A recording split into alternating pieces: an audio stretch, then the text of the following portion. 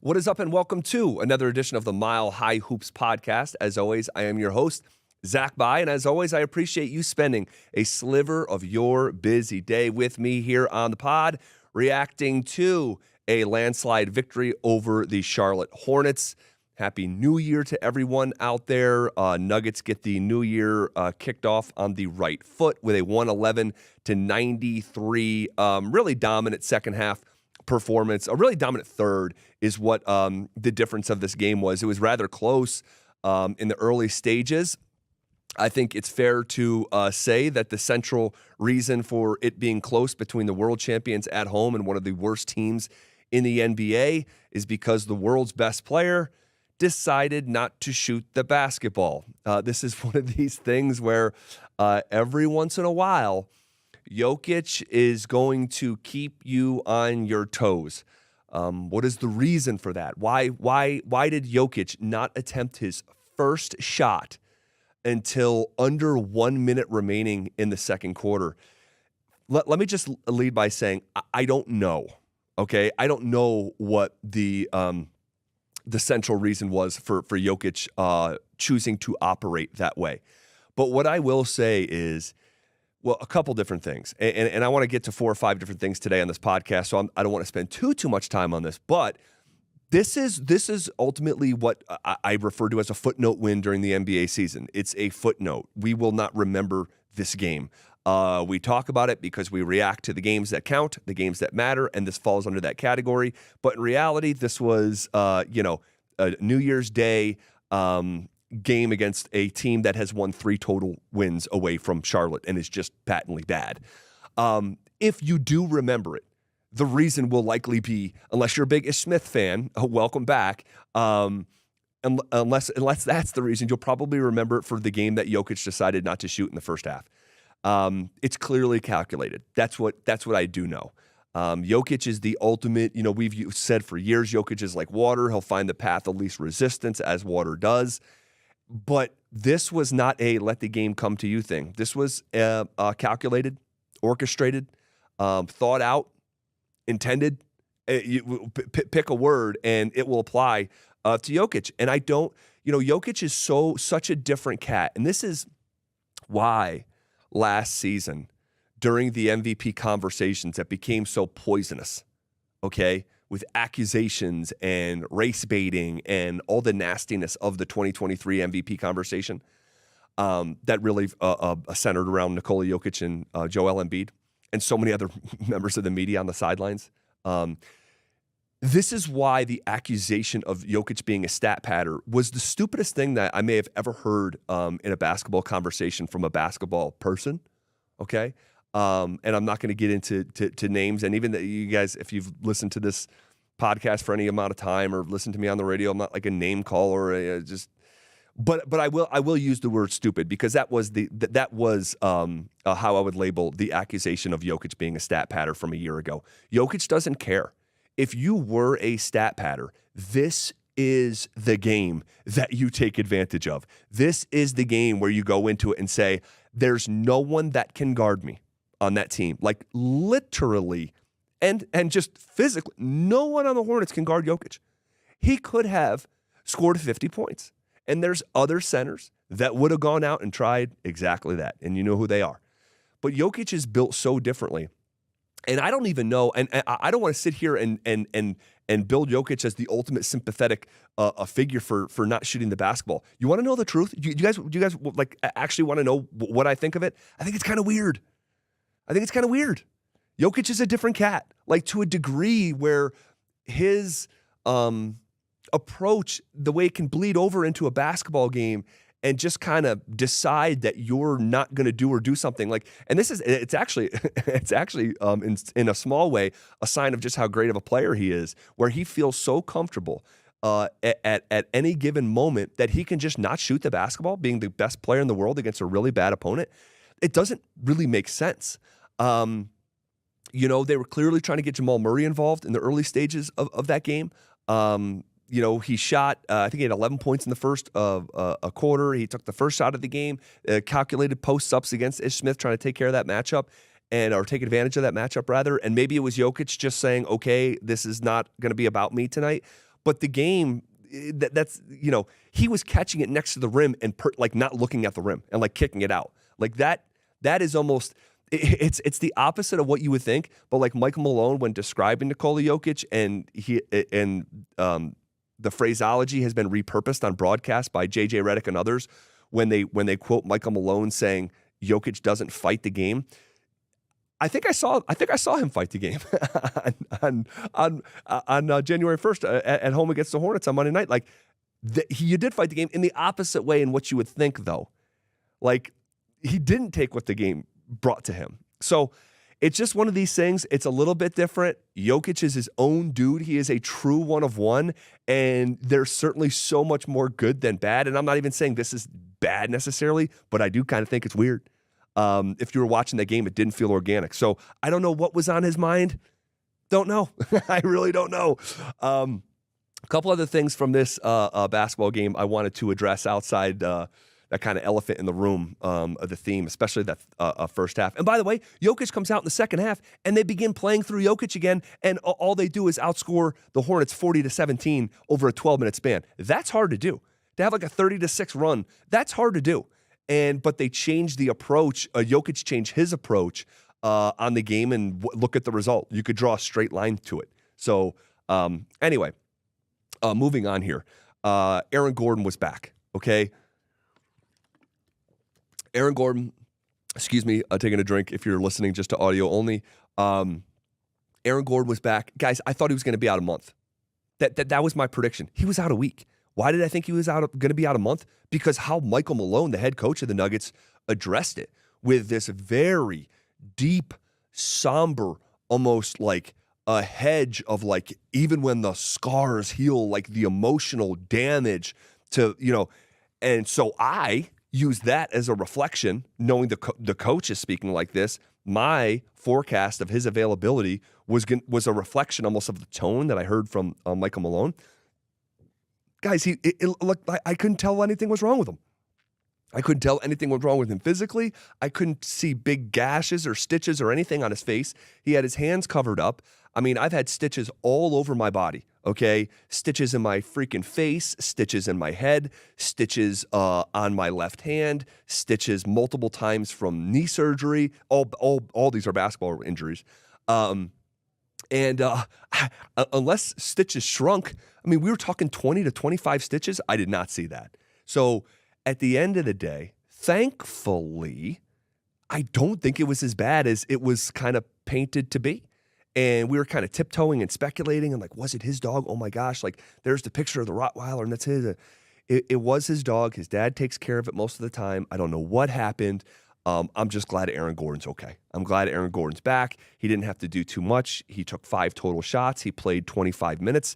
Didn't have to play on the back stretch of the game. He finishes with 10 points, a couple rebounds, a steal, a block. He was a whopping plus 29 in the plus minus, which is one of the largest of his career. I think it's second or third.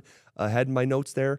And then also transitioning to Michael Porter Jr., who finished with 22 points, 8 rebounds, had an assist, 8 of 17 from the field, 4 of 11 from 3. He was a plus 33, which is the highest mark of his career. Michael Porter Jr.'s largest plus minus came on Monday night as well. And you could just tell they were trying to get him involved. You saw him make threes off the catch. You saw him come off screens. But also, I think, one of my, not it's some massive takeaway, but it's worth noting here, in recent games, you are seeing Michael Porter Jr. Deliberately play off the bounce. And not the strongest guy in the world, but you are seeing his ability to get to the rim. He'll oftentimes go to the Euro step. We saw that in the first half against Oklahoma City, second half against Charlotte. A lot of times he can get pushed off his spot. So when he's going to that Euro step, it oftentimes is like looking a little bit awkward as he's finishing. Again, because he's not the strongest guy, but I do like to see him continually adding that to his game. I'd like to see even more of it. I mean, the guy is 7 foot, bona fide. If he could ever regularly play off the dribble, I think that would be fantastic. And just make his game more layered. We've seen him do it in spots. You're starting to see it a little bit more. I do like to see it and would like to see more of it. Jamal Murray, 25 points, pacing Denver. You're seeing Jamal start to shoot it well, man. Start to shoot it well. 7 of 16 from the floor. Not lighting the world totally on fire, but 5 of 9 from three for Jamal to go with those 25 points. Had 7 assists. Got to the free throw line. Made almost all of those. 6 for 7. But he had that stinker against Oklahoma City, and that deserves to get mentioned there. 9 points, 4 of 15 shooting. He was hard to watch from three, especially. Just couldn't make shots, and his performance was kind of a reflection of Denver's performance as they were blown out against Oklahoma City. I talked a lot about that team. I'm a big fan of that team and so many guys on that basketball team. I think Chet is great. I think he's going to win Rookie of the Year. Dort, I'm a fan of. Giddey, I'm a fan of. SGA going for 40. I love their team. And let me just shoehorn this in quickly talking about Jamal and referencing the loss to Oklahoma City. When we talked last week, I came in here and I was referencing a conversation I heard on the radio of like, hey, if the Nuggets just win one, it's all good. We had a parade. I don't think it should be looked at like that because of teams like Oklahoma City and Minnesota who are truly trending up big picture as a franchise. You don't know how windows work in sports. And Oklahoma City, I do not believe is capable of beating Denver 4 times in a 7-game series. I don't believe that. But I also see their foundational pieces in place and how young that they are and the arc that team's on. And I don't think we should assume that's going to be the case in 2 years. I know it's the case right now. That's why Denver needs to take advantage of this window and go and win another championship. Because in 2-3 years, what is that combination of Chet, Jalen Williams, Shai Gilgeous-Alexander, Josh Giddey, all those picks, Lou Dort, all those picks? Do they make a trade? We don't know. But I'm starting to see like, man, that's a real contender in a year or two. But back to Jamal, outside of that Oklahoma City game, on the whole, if you look at the way he's shooting it, the way he's scoring it, I mean, we've really been living in like a 2-week stretch of Jamal scoring it. 22 against Dallas, 20 against Toronto, 32 against Brooklyn, 20 against Charlotte, 28 against the Warriors, 23 against Memphis. And you think to some of Jamal's inconsistent stretches in the month of December or November, he feels like he's turning that corner of consistency. Jamal, notoriously slow starter to a season, feels like he is finding his groove. That doesn't mean it's going to be perfect every single night. We know that. But from a big picture standpoint, he continues to raise that average. And now you look, and he's nearly averaging 20 points a game at 19.7. So good stuff there from Jamal Murray, and I love to see it. What else did I want to get to here? Reggie Jackson, once again, off the bench, 15 points, looking like 27-year-old Reggie Jackson, not 30, what is he, 32, 33? He's 33, turning 34 this spring. Man, you see some of these shots that he's making, the acrobatic finishes around the basket. The guy just continues to have an incredible, I don't know what you want to call it, second act, third act of his career here in Denver. And, man, we've gone on about Reggie extensively here in recent weeks, but it's one of these games where, he's keeping that bench afloat. And they had some really skittish moments on Monday night against Charlotte, and Reggie being the best part of that group. And also Peyton Watson knocking down more threes. We spent some time on this last week. This is not a guy that is looked at like a shooter. Capable shooter is probably how he's phrased on the scouting report. Jokic had that beautiful kind of one-timer tip pass that we've seen from Jokic that just, like, guys, if they do that once, it goes on their highlight. Jokic has so many plays like that, the one-timing tips, that it's its own highlight video of just those, and we got another chapter or installment of that on Monday night. I thought Christian Brown played well offensively and defensively. They gave the defensive player of the game chain to Zeke Naji. I don't rail on this too much because I just don't want to be overly negative. I don't understand I understand. I just don't like the defensive game chain at the professional level. You play 82 games. I get why you would do it, incentivizing guys, but it feels like college football, like the turnover chain or something like that. These are the world champions. I just, I'm not a fan of it. I certainly don't understand why Zeke would get it on Monday night. Maybe just want to make him feel good. He had 3 blocks. That's awesome. Michael Malone in the postgame said he had 13 rebounds. I think he just read the stat sheet wrong. He actually had 3. So whatever. And on the whole, you look at Denver, and they have now won 10 of their last 12. So 10-2 in their last 12 games, and one of those is that 1-point loss at home against OKC, where SGA hit the shot on Peyton Watson for the game winner, in which the Nuggets were in total control and, like, in the last 2 minutes, let OKC back in. Had that not happened, you're talking about the Nuggets winning 11 of 12. But it is what it is. They're 24-11, and you look up, and they are in the 3 seed right now, really tied with Oklahoma City, losing that tiebreaker, obviously, what happened over the weekend. Hopefully that doesn't come back into play down the stretch of this season. But 24-11, 8-2 in their last 10, 10-12, or 10-2 in their last 12. They're playing as good as basketball as anyone in the Western Conference right now.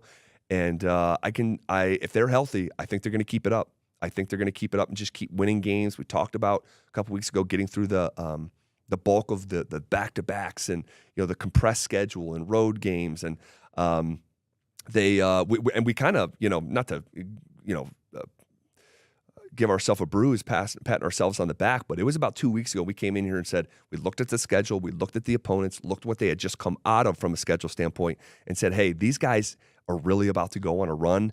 I know I'm not the only one that forecasted that, but you can kind of see it the way that it was playing out from a schedule standpoint. And they've gone exactly on that run. So good stuff there from Denver. All is well. All is well. Team is healthy. Aaron Gordon's back. Now you're just going to have to get Nikola Jokic to shoot again in the first half. Less than 1 minute it came, his first shot on that beautiful, by the way, pass from KCP, probably underrated pass on that dive to the basket. All right, next up, Nuggets play at Golden State on Thursday. So nice little couple days off here. That game is on TNT, so the entire market will get to watch that game. And we'll be back on Thursday looking ahead to that game and talking about some of the bigger picture ongoings with this basketball team. All right, we'll leave it there for now, guys. Happy New Year. I hope your year is off to a great start. I think it's going to be a great 2024 for the Denver Nuggets. Another parade involved? Question mark? We'll see. Guys, we'll see you back here on Thursday, right here on the Mile High Hoop.